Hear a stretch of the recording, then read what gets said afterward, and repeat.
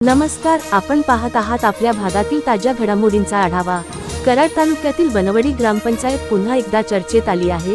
मात्र यावेळी कारण आहे गावातील वाढती अस्वच्छता आणि नागरिकांच्या आरोग्याचा प्रश्न।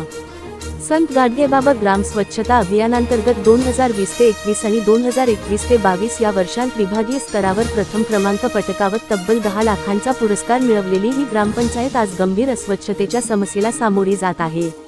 मिळालेल्या माहितीनुसार गावाच्या कमानीजवळ पूजा हाईट्स परिसरात गेल्या 15 ते 20 दिवसांपासून सांडपाणी रस्त्यावर वाहत आहे।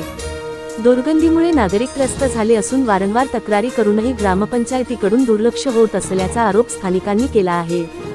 साचलेल्या पाण्यामुळे डेंग्यूसारख्या आजारांचा धोका वाढल्याची भीती व्यक्त होत आहे।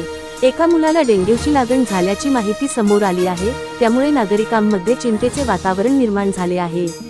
परिसरात शाळा आणि महाविद्यालय असल्याने विद्यार्थ्यांना दररोज दुर्गंधीतून मार्ग काढावा लागत आहे।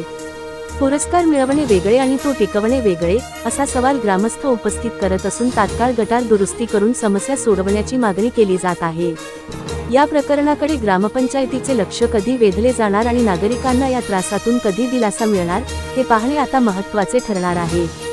न्यूज मराठी लाईव्हसाठी प्रतिनिधी श्री अनिल मोरे, कराड, सातारा। अशाच स्थानिक आणि ताज्या बातम्यांसाठी आमच्या चॅनेलला लाईक, शेअर आणि सबस्क्राईब करा।